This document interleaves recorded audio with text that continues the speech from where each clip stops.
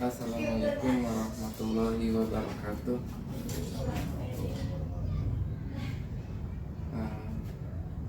Izin Pak, saya Abdul Syukur Dari CGP Angkatan 10 kebetulan jadi dari guru Bapak di sini di SDN Sukaharja 2. Ini ada tugas dari calon guru penggerak di modul 3.1, yaitu demonstrasi kontekstual tentang pengambilan keputusan berbasis nilai-nilai kebajikan sebagai pemimpin. Tujuan pembelajaran ini yaitu CGP dapat melakukan suatu analisis atas penerapan proses pengambilan keputusan berdasarkan pengetahuan yang telah dipelajarinya tentang berbagai paradigma, prinsip pengambilan dan pengujian keputusan di sekolah asal masing-masing dan di sekolah atau lingkungan lain. Jadi kebetulan Bapak sebagai kepala sekolah dari saya Pak ya, apa dengan Bapak? Saya dengan Gria Surya. Saya dari SDN Sukaharja 2 ya Pak ya. Nah, untuk pertanyaan yang pertama yaitu selama ini bagaimana Bapak dapat mengidentifikasi kasus-kasus yang merupakan dilema etika atau bujukan moral? Kasus-kasus etika ini biasanya agak rumit juga diurai, tetapi yang kembali ke persoalan individu masing-masing. Etika moral itu kan ranah hukum yang paling tertinggi lah menurut pendapat saya. Jadi tentu saja untuk pembenahan etika dan moralnya juga, pendekatannya juga pendekatan harus komprehensif, harus menyeluruh, tidak asal, tidak parsial. Ini harus menyeluruh. Karena pada akhirnya biasanya pendekatan etika dan moral ini menyentuh hal-hal yang paling fundamental. Jadi pendekatannya tentu saja harus pendekatan yang sangat dekat sekali, nggak boleh tidak boleh seperti pendekatan aturan dan lain sebagainya. Ini harus pendekatan. Nah, biasanya setelah pendekatan sukses selesai, ini akan menghasilkan kedisiplinan biasanya. Nah, artinya pendekatannya memang selain pendekatan yang bersumber pada manusia itu sendiri, tetapi yang paling penting adalah pendekatannya memberikan contoh tauladan terhadap etika dan moral itu sendiri.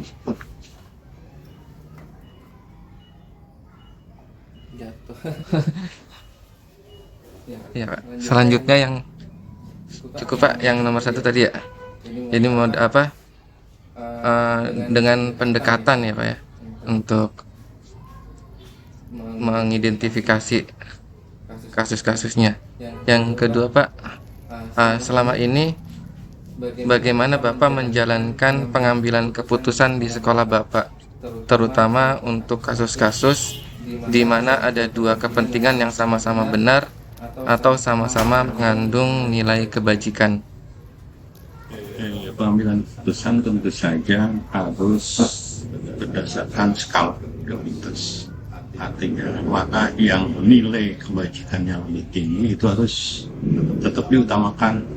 Artinya nanti terstruktur lah, yang lebih prioritas skalanya tetap itu harus menjadi acuan nomor pertama, barangkali itu. Ya, baik Pak.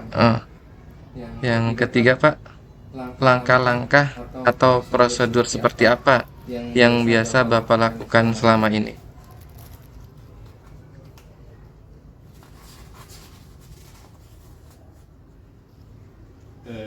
Biasanya berkaitan dengan etika dan moral itu lebih cenderung ke suara hati, memberi kebenarannya memang agak abstrak juga, agak sulit juga ketika kita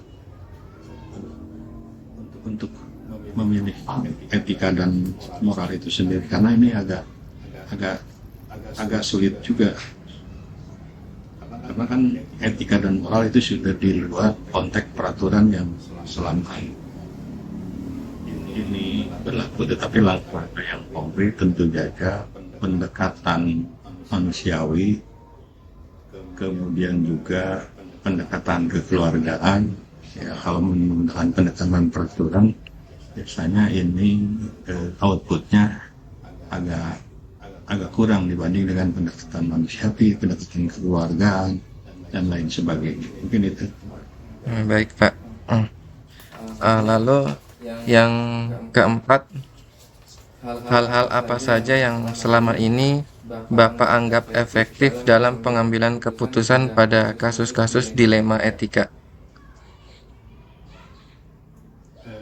Hal-hal yang paling dilema biasanya kan berkaitan pribadi dan lain sebagainya, tetapi karena ini juga ranahnya sudah ranah pekerjaan, instansi dan lain sebagainya, kemudian kalau ada hal-hal yang dianggap paling efektif, kita harus lihat dulu pokok permasalahan, kemudian lalu kita bermusyawarah, diskusi sampai pada akhirnya membangun kebijakan yang dalam hal ini bisa menguntungkan ke semua orang dan instansi tersebut.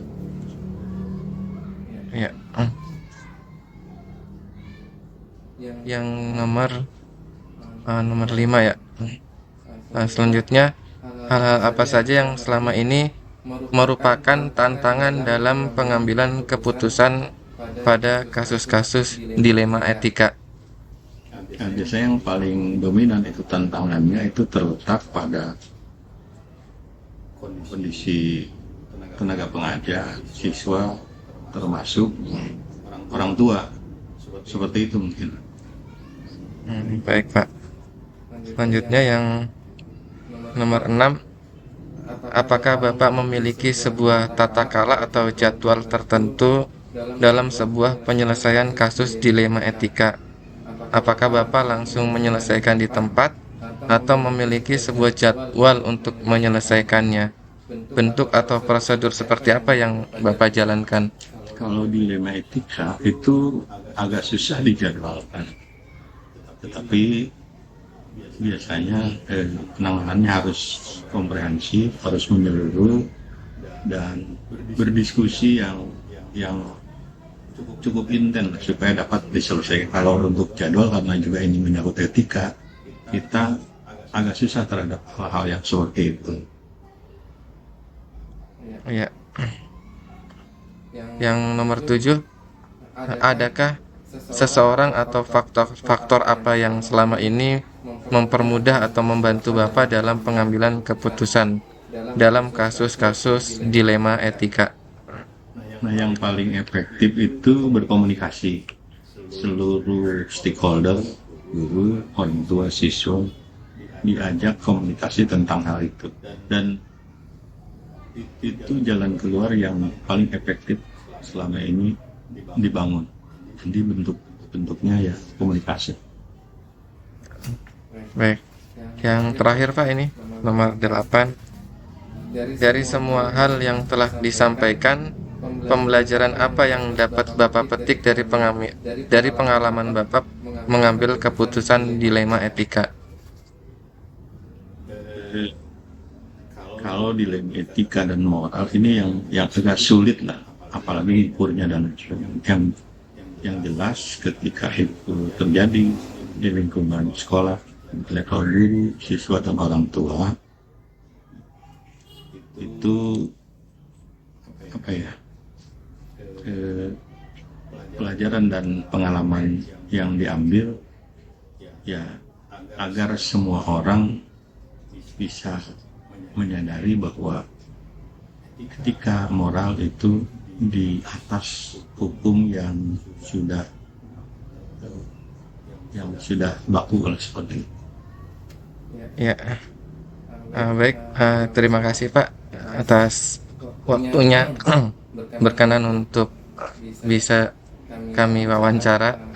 Jadi sharing atau pengalaman yang Bapak berikan sangat berarti ya bagi saya nanti untuk pengalaman ke depannya. Izin nanti apa namanya? Ini kan direkam ya Pak ya. Jadi dilaporkan nanti ke fasilitator. Adapun proses pelaporannya itu jadi dimasukkan ke YouTube. Nanti linknya dikirim ke lewat LMS gitu Pak. Nanti saya analisis dan seterusnya. Mungkin itu aja Pak dari saya. Saya banyak salahnya, mohon maaf Pak. Assalamualaikum warahmatullahi wabarakatuh. Waalaikumsalam.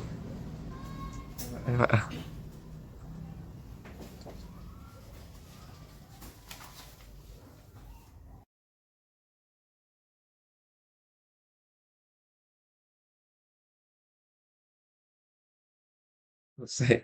Ya,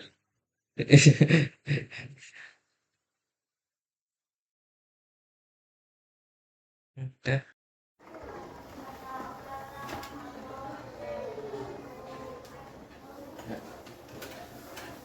Assalamualaikum warahmatullahi wabarakatuh.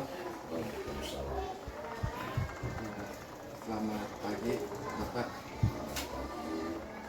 Saya Abdul Syukur, CGP Angkatan 10 dari SDN Sukarjo 2. Ada tugas untuk mewawancarai dua kepala sekolah yang berbeda. Nah, kebetulan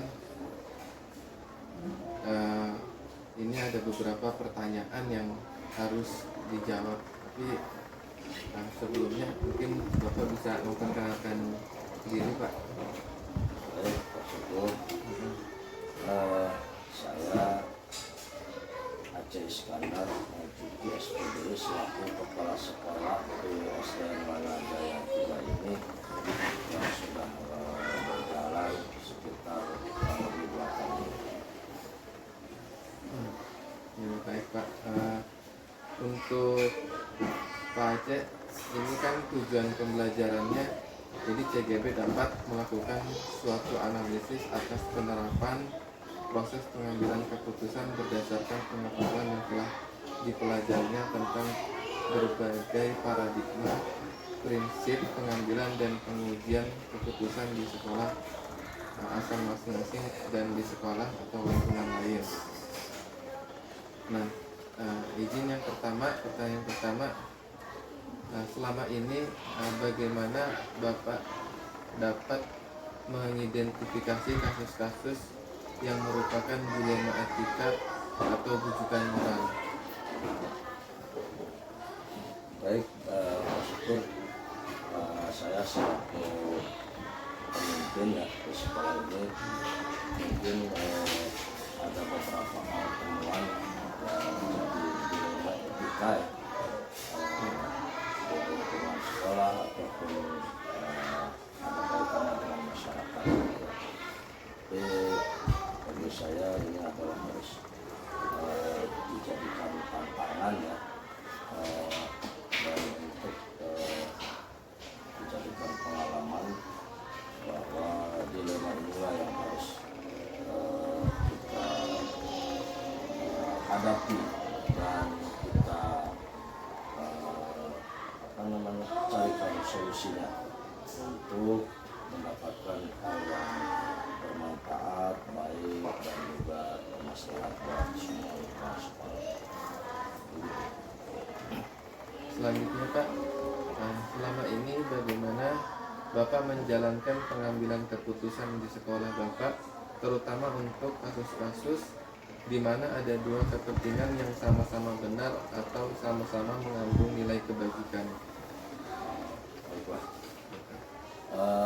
bagi saya dalam mengambil hal keputusan tentunya harus mencari referensi, apalagi kedua hal yang harus diputuskan itu sama-sama benar ya. Kita harus mencari sesuatu,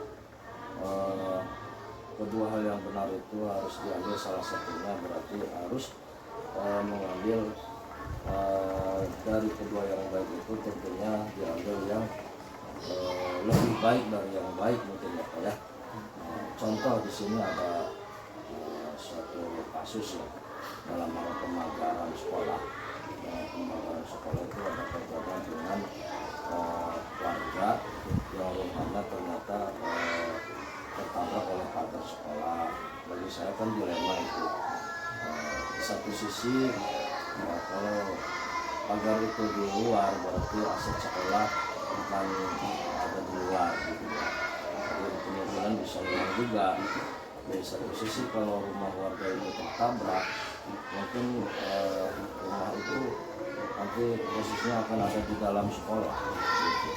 Jadi saya ambil keputusan dengan memanggil warga yang ada kaitannya dengan sekolah rumahnya, kemudian juga masyarakat yang ada di sekitarnya, diajak dialog, ternyata memang mendapatkan satu solusi. Pagar tetap terbuka, tetapi dia ada kesanggupan untuk menutup dengan pagar besi supaya bisa tutup buka tutup gitu. Ketika akan masuk kendaraannya dia. Jadi itu solusinya alhamdulillah itu akan menjadi yang terbaik buat masyarakat semua. Alhamdulillah itu. Dan selanjutnya Pak, langkah-langkah atau prosedur seperti apa yang bisa Bapak lakukan selama ini? Dalam mengambil keputusan selaku pemimpin tentunya punya langkah-langkah ya, terutama warga sekolah pada khususnya adalah para guru ataupun juga kalau bisa melibatkan dari murid ya diajak kumpul dialog untuk menentukan suatu keputusan yang sekiranya keputusan itu bisa bermaslahat untuk semua warga sekolah. Baik. Selanjutnya, hal-hal apa saja yang selama ini Bapak anggap efektif dalam pengambilan keputusan pada kasus-kasus dilema etika? Hal apa saja ya yang dianggap efektif. Seperti saya bilang tadi, yang efektif itu dalam mengambil keputusan itu harus atas dasar musyawarah supaya tidak ada istilahnya tidak ada yang merasa keberatan dengan keputusan saya selaku kepala sekolah. Baik. Selanjutnya Pak, hal-hal apa saja yang selama ini merupakan tantangan dalam pengambilan keputusan pada kasus-kasus dilema etika? Yang menjadi tantangan dalam hal menghadapi dilema etika itu mungkin ya bagi saya adalah menghadapi karakter individualistis ya warga sekolah terutama pada khususnya ada kaitannya. Jadi untuk menghadapi suatu dilema ini adalah kita harus bisa memaklumi dan mengimbangi, mengetahui dan memaklumi setiap karakter warga sekolah. Jadi kita bisa menjalankan dan mengaktivitaskan keputusan tersebut. Insyaallah. Baik. Selanjutnya, apakah Bapak memiliki sebuah tata kala atau jadwal tertentu dalam sebuah penyelesaian kasus dilema etika? Apakah Bapak langsung menyelesaikan di tempat atau memiliki sebuah jadwal untuk menyelesaikannya? Bentuk atau prosedur seperti apa yang Bapak jalankan? Dalam hal ini secara jadwal sih memang tidak ya. Dan secara harus otomatis pada waktu itu memutuskan juga tidak bisa ya. Mungkin harus banyak pertimbangan dulu, cari referensi dulu ya. Sehingga keputusannya tidak salah lagi. Iya. Baik, selanjutnya, adakah seseorang atau faktor-faktor apa yang selama ini mempermudah atau membantu Bapak dalam pengambilan keputusan dalam kasus-kasus dilema etika? Alhamdulillah dalam hal mengambil keputusan itu yang bisa membantu saya selaku kepala sekolah sih tentunya satu dengan guru ya di sini, kemudian bisa juga salah satu di antara tokoh masyarakat, pimpinan, atau juga bisa juga salah satu antara wali murid yang bisa ikut andil dalam kegiatan-kegiatan kelembagaan di sekolah ini, terutama dalam hal menghadapi dilema etika. Baik. Yang terakhir Pak, dari semua hal yang telah disampaikan, pembelajaran apa yang dapat Bapak petik dari pengalaman Bapak mengambil keputusan dilema etika? Jadi pengalaman buat kami adalah satu, kita harus mengetahui hal-hal yang memang perlu kita banyak maklumi ya, kalau kita sadari problema-problema yang ada di sekitar sekolah, baik itu dari kalangan siswa, guru, masyarakat, ya, terutama yang berkaitan dengan lingkungan sekolah. Mudah-mudahan semuanya menjadi menjadi referensi buat saya untuk lebih memahami dan dalam menjalankan tugas di sekitar sekolah. Baik Pak, selesai sudah beberapa pertanyaan yang sudah saya ajukan. Terima kasih banyak sebelumnya atas kesempatan waktunya, sudah berkenan untuk membantu kami dari tugas calon guru penggerak mewawancarai kepala sekolah atau dua pimpinan. Adapun tadi dari keputusan atau nilai-nilai kebajikan yang Bapak sampaikan bisa jadi pelajaran bagi saya juga, sehingga semoga nanti kedepannya juga bermanfaat ilmunya, atas sharing ilmunya untuk saya, dan mudah-mudahan juga apapun nanti permasalahan itu bisa terselesaikan dengan baik. Baik, Bapak Abdul Syukur ya, mudah-mudahan tidak puas dengan jawaban saya ya. Jadi supaya lebih bisa menggali lagi jawaban-jawaban yang lebih efektif, yang lebih jelas. Mohon maaf atas keterbatasan dan kekurangan, terutama dari lontaran pertanyaan yang jawabannya mungkin kurang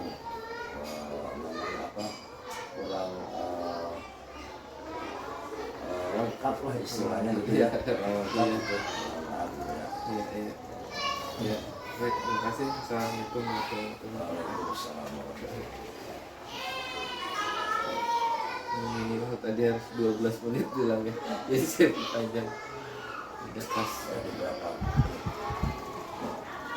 12 lewat 8 detik yang mulia. Oke, selesai.